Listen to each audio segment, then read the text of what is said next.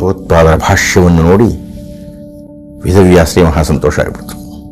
ಎಷ್ಟು ಸುಸ್ಪಷ್ಟವಾಗಿ ಖಚಿತವಾಗಿ ಅದ್ವೈತದ ದರ್ಶನವನ್ನು ಮಾಡಿಸಿಬಿಟ್ಟಿದ್ದೀಯ ನೀನು. ಬ್ರಹ್ಮಸೂತ್ರಗಳನ್ನು ವಿರಚನೆ ಮಾಡಿದಾಗ ನನ್ನ ಉದ್ದೇಶವಿದ್ದಿದ್ದೇ ಇದನ್ನು ಸ್ಥಾಪನೆ ಮಾಡಬೇಕು ಅಂತ. ನಾನು ನಿನ್ನ ಹತ್ತಿರಕ್ಕೆ ಬಂದಿದ್ದರಿಂದ ನಿನಗೆ ನಾನೇನಾದರೂ ವರವನ್ನು ಕೊಡಬೇಕು ಅಂತ ಇದ್ದೇನೆ, ಹೇಳು ಯಾವ ವರ ಕೊಡಲಿ? ಭಗವತ್ಪಾದರು ಹೇಳಿದ್ರು, ಸ್ವಾಮಿ ನನಗೆ ಯಾವುದು ವರ ಬೇಡ, ನಿಮ್ಮ ದರ್ಶನವಾಯಿತಲ್ಲ, ನನಗೆ ಹೇಗೂ ಹೋಗುವ ಕಾಲ ಬಂದಿದೆ, 16 ವರ್ಷಗಳಾಗ್ತಾ ಇದೆ, ಅಷ್ಟೇ ನನ್ನ ಆಯುಷ್ಯ. ಇಲ್ಲ ಇಲ್ಲ ಇಲ್ಲ ಇಲ್ಲ, ನೀವು ಸೃಷ್ಟಿ ಮಾಡಿದ್ದೀಯ ಭಾಷ್ಯಗಳನ್ನು, ಆದರೆ ಅದರ ವಿತರಣೆಯನ್ನು ಮಾಡಿಲ್ಲ, ಶಿಷ್ಯರನ್ನು ಸಿದ್ಧಪಡಿಸಿಲ್ಲ, ಪ್ರಚಾರ ಮಾಡಿಲ್ಲ, ಪ್ರಚಾರ ಮಾಡಲಿಕ್ಕಾಗಿ ಕೇಂದ್ರಗಳನ್ನು ಸ್ಥಾಪನೆ ಮಾಡಿಲ್ಲ. ಎಲ್ಲದಕ್ಕಿಂತ ಮುಖ್ಯವಾಗಿ ಯಾರು ವೇದಾಂತವನ್ನು ತಿರಸ್ಕಾರ ಮಾಡುತ್ತಿದ್ದಾರೋ ಅವರನ್ನು ಒಪ್ಪಿಸಿಲ್ಲ, ಅವರನ್ನು ಗೆದ್ದಿಲ್ಲ. ಕರ್ಮಠರಿದ್ದಾರೆ, ಆ ಕರ್ಮಠರಿಗೆ ಜ್ಞಾನ ದೇವಿಯ ಸಾಕ್ಷಾತ್ಕಾರವನ್ನು ಮಾಡಿಸಿಲ್ಲ ನೀನು. ಆದ್ದರಿಂದ ಇಷ್ಟು ಬೇಗ ನೀನು ಹೋಗಬಾರದು.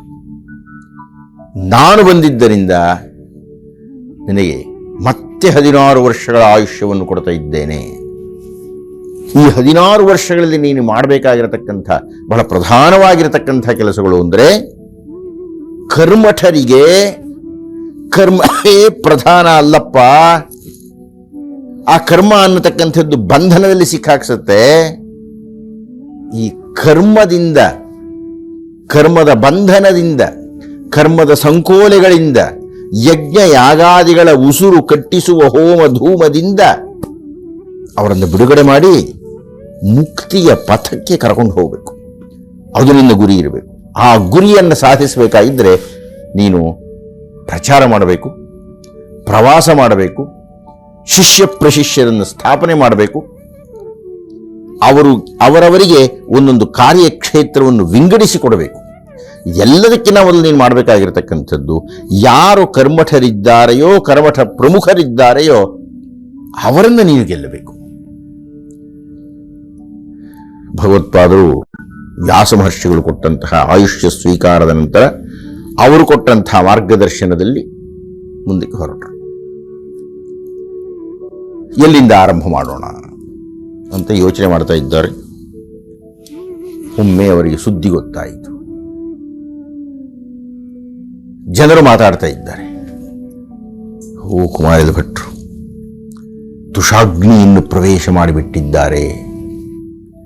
ತುಷಾಗ್ನಿ ಅಂದರೆ ಭತ್ತದ ಹೊಟ್ಟಿಗೆ ಹೊತ್ತಿರತಕ್ಕಂತಹ ಬೆಂಕಿ. ಅಂದರೆ ವ್ಯಕ್ತಿಯೊಬ್ಬ ಕುಳಿತುಕೊಂಡು ತನ್ನ ಸುತ್ತಲೂ ಭತ್ತದ ಹೊಟ್ಟನ್ನು ತುಂಬಿಕೊಳ್ಳತಕ್ಕಂಥದ್ದು. ಮೆಲ್ಲಗೆ ಬೆಂಕಿ ಹೆಚ್ಚು. ಸುಖವೇ ಅದು? ಸುಡ್ತಾ ಇರುತ್ತೆ ಸ್ವಾಮಿ, ಚರ್ಮ ಬೆಂದು ಹೋಗ್ತಾ ಇರ್ತದೆ, ಮಾಂಸ ಕೊತ ಅಂತ ಇರ್ತದೆ, ಸುಮ್ಮನೆ ಕೂತಿರಬೇಕು. ಅಂದರೆ ಬಹುಶಃ ಪ್ರಾಣ ಹಿಂಸೆಯ ಗರಿಷ್ಠ ಶಿಕ್ಷೆ ಅದು. ವ್ಯಕ್ತಿಯೊಬ್ಬರನ್ನು ಕುತ್ತಿಗೆ ಕತ್ತರಿಸಿದ್ರೆ ಮುಗಿದೋಗ್ಬಿಡುತ್ತೆ, ಆಗ ವಿಶೇಷ ಕೊಟ್ಟು ಸಾಯಿಸಿದ್ರೆ ಮುಕ್ತಾಯ ಆಗ್ಬಿಡುತ್ತೆ. ಇದು ಹಾಗಲ್ಲ, ಬದುಕಿರ್ತಾನೆ, ಸುತ್ತಲೂ ಹೊತ್ಕೊಂಡಿರುತ್ತೆ, ಹೊಗೆ ಬರ್ತಾ ಇರ್ತದೆ, ಕಣ್ಣಲ್ಲಿ ನೀರು ಸುರಿತಾ ಇರ್ತದೆ, ಚರ್ಮ ಸುಡ್ತಾ ಇರ್ತದೆ, ಮಾಂಸ ಸುಡ್ತಾ ಇರ್ತದೆ. ಅದನ್ನು ಅನುಭವಿಸಬೇಕು ಶಿಕ್ಷೆ. ಅದು ಎಷ್ಟೊತ್ತಾಗುತ್ತೋ, ಎಷ್ಟು ಗಂಟೆಗಳಾಗುತ್ತೋ. ಹೀಗೆ ಚರ್ಮವನ್ನೆಲ್ಲ ಸುಟ್ಟು, ಮಾಂಸವನ್ನೆಲ್ಲ ಕಸಿ, ರಕ್ತವನ್ನೆಲ್ಲ ಬಸ್ತು, ಮೂಳೆಯನ್ನು ಸುಟ್ಟು ಆಮೇಲೆ ಪ್ರಾಣ ಹೋಗಬೇಕು. ಇದು ಕರ್ಮ, ಇದು ಅವಸ್ಥೆ, ಇದು ಶಿಕ್ಷೆ. ಇಂತಹ ಶಿಕ್ಷೆಯನ್ನು ಕುಮಾರಲ ಭಟ್ಟರು ಅನುಭವಿಸ್ತಾ ಇದ್ದಾರೆ. ಆಗಿನ ಕಾಲಕ್ಕೆ ಕುಮಾರಲ ಭಟ್ಟರು ಬೌದ್ಧರನ್ನು ನಿಗ್ರಹ ಮಾಡಿ ವೇದಗಳನ್ನು ಪುನರ್ ಪ್ರತಿಷ್ಠಾಪನೆ ಮಾಡಿದಂತಹ ಮಹಾನ್ ವೈದಿಕರು. ಅವರ ಹತ್ರ ಮಾತಾಡಬೇಕು ಅಂತಲೇ ಭಗವತ್ಪಾದರು ಅಂದ್ಕೊಳ್ತಾ ಇದ್ರು. ಈಗ ನೋಡಿದ್ರೆ ಏನಪ್ಪ ಇದು ಕಥೆ, ಅವರೇ ಹೋಗ್ತಾ ಇದ್ದಾರಂತಲ್ಲ ಅಂತ ಹೇಳಿ ತಕ್ಷಣ ಅವರ ಹತ್ತಿರಕ್ಕೆ ಹೊರಟರು. ಕುಮಾರ ಭಟ್ರು ದೂರದಿಂದಲೇ ನೋಡಿದ್ರು ಭಗವತ್ಪಾದರು ಬರ್ತಾ ಇರ್ತಕ್ಕಂಥದ್ದು. ಅವ್ರಿಗೆ ಗೊತ್ತಾಯಿತು ಭಗವತ್ಪಾದರೇ ಬರ್ತಾ ಇದ್ದಾರೆ ಅಂತ. ತಮ್ಮ ಶಿಷ್ಯರಿಗೆ ಹೇಳಿ ಅವರಿಗೆ ಸತ್ಕಾರವನ್ನೆಲ್ಲ ಮಾಡಿಸಿದ್ರು. ಭಗವತ್ಪಾದರ ಹತ್ತಿರ ಬಂದರು. ಏನು ಸ್ವಾಮಿ ಇದು?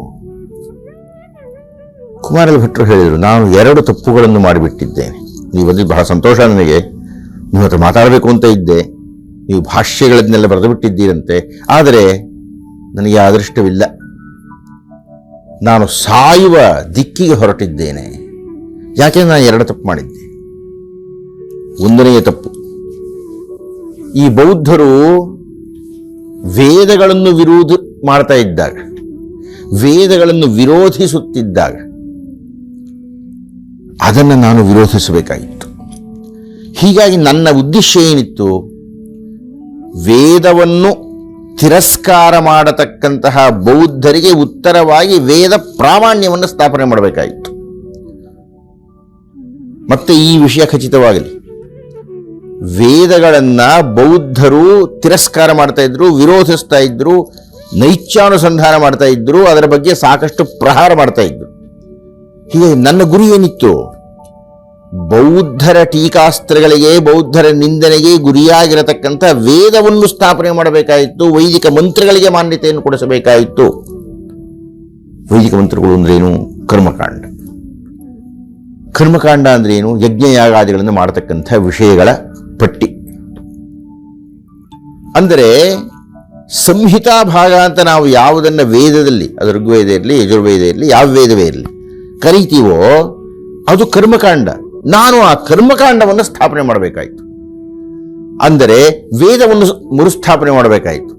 ಹಾಗೆ ಸ್ಥಾಪನೆ ಮಾಡುವ ಸಂದರ್ಭದಲ್ಲಿ ವೇದಾಂತರ್ಗತವಾಗಿರತಕ್ಕ, ಉಪನಿಷತ್ತುಗಳಲ್ಲಿ ಪ್ರಕಾಶವಾಗಿರತಕ್ಕ, ವೇದಾಂತದ ಭಟ್ಟಿಯಾಗಿರತಕ್ಕಂತಹ ಸಾರ ಸರ್ವಸ್ವವಾಗಿರತಕ್ಕಂತಹ ಬ್ರಹ್ಮನ್ ಬಗ್ಗೆ ಉದಾಸೀನ ಮಾಡಿಬಿಟ್ಟು, ಯಾವುದು ಅತ್ಯಂತ ಮೂಲವೋ, ಯಾವುದು ವೇದ ಅನ್ನತಕ್ಕಂಥ ವೃಕ್ಷದ ಫಲವೋ, ವೇದಾಂತವೋ, ಯಾವುದು ಬ್ರಹ್ಮವೋ, ಆ ಬ್ರಹ್ಮವನ್ನೇ ತಿರಸ್ಕಾರ ಮಾಡಿಬಿಟ್ಟೆ ನಾನು ವೇದಗಳನ್ನ ಮರುಸ್ಥಾಪನೆ ಮಾಡತಕ್ಕಂಥ ಹುಮ್ಮಸ್ಸಿನಲ್ಲಿ. ಇದು ಬಹಳ ದೊಡ್ಡ ತಪ್ಪಾಯಿತು ನನಗೆ. ಎರಡನೆಯದು, ಈ ಬೌದ್ಧರಿದ್ದಾರಲ್ಲ, ಅವರು ಮಹಾಚಾಣಾಕ್ಷರು, ಮಹಾಬುದ್ಧಿವಂತರು. ಅವರು ಎಷ್ಟು ವಾದ ಮಾಡ್ತಾ ಇದ್ರು ಅಂದರೆ ನನಗೆ ಅವರನ್ನು ಗೆಲ್ಲೋಕೆ ಆಗ್ತಾ ಇರಲಿಲ್ಲ. ಮೊದಲು ಯಾತಕ್ಕೆ ಗೆಲ್ಲೋಕೆ ಆಗ್ತಾ ಇರಲಿಲ್ಲ ಅಂದರೆ ಆ ಬೌದ್ಧರ ತಾತ್ವಿಕ ರಹಸ್ಯಗಳು ನನಗೆ ಗೊತ್ತಿರಲಿಲ್ಲ.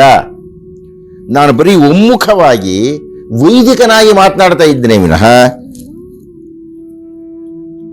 ಬೌದ್ಧರು ಯಾವ ಯಾವ ಅಂಶಗಳನ್ನು ಅಧ್ಯಯನ ಮಾಡಿ ಮಾತಾಡ್ತಾ ಇದ್ದಾರೆ ಅನ್ನತಕ್ಕಂಥ ಒಳಗುಟ್ಟು ಗೊತ್ತಿರೋದಿಲ್ಲ.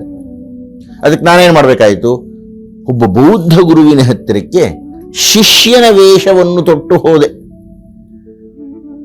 ಅಂದರೆ ನಾನು ಬುದ್ಧಂ ಶರಣಂ ಗಚ್ಛಾಮಿ, ಸಂಘಂ ಶರಣಂ ಗಚ್ಛಾಮಿ ಅಂತ ಹೇಳಿಕೊಂಡು ನಾನು ಬೌದ್ಧನೇನೋ ಅನ್ನುವ ನಟನೆಯನ್ನು ಅವರಿಗೆ ತೋರಿಸ್ತಾ ಅವರ ಹತ್ರ ಹೋಗಿ ಶಿಷ್ಯನಾಗಿ ಸೇರಿಕೊಂಡೆ, ಅವರ ರಹಸ್ಯವನ್ನು ಅರಿಯೋದಕ್ಕೆ.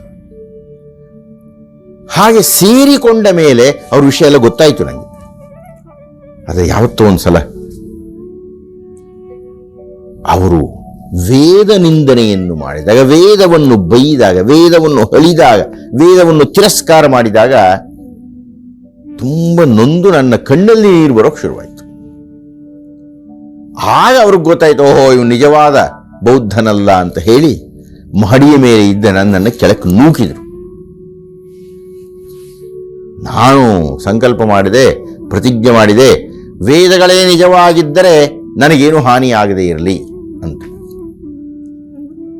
ಆದರೆ ಕೆಳಗೆ ಬಿದ್ದ ನನ್ನ ಕಣ್ಣು ಹೋಗ್ಬಿಟ್ಟಿತ್ತು. ಯಾಕೆ ಹೋಗ್ಬಿಟ್ಟಿತ್ತು ಅಂದರೆ ವೇದಗಳು ನಿಜವಾಗಿದ್ದರೆ ಅಂತ ಸ್ವಲ್ಪ ಸಂದೇಹವನ್ನು ತೋರಿಸಿಬಿಟ್ಟೆ ನಾನು. ವೇದಗಳು ನಿಜ, ನನಗೇನು ಹಾನಿ ಆಗಕೂಡದು ಅಂತ ಹೇಳಿದ್ರೆ ನನಗೇನು ಆಗ್ತಾ ಇರಲಿಲ್ಲ. ನಿಜವಾಗಿದ್ದರೆ ನನಗೇನು ಹಾನಿಯಾಗದೇ ಇರಲಿ, ಈ ಸಂದೇಹವನ್ನು ಬೇರೆ ತೋರಿಸಿಬಿಟ್ಟೆ ನಾನು.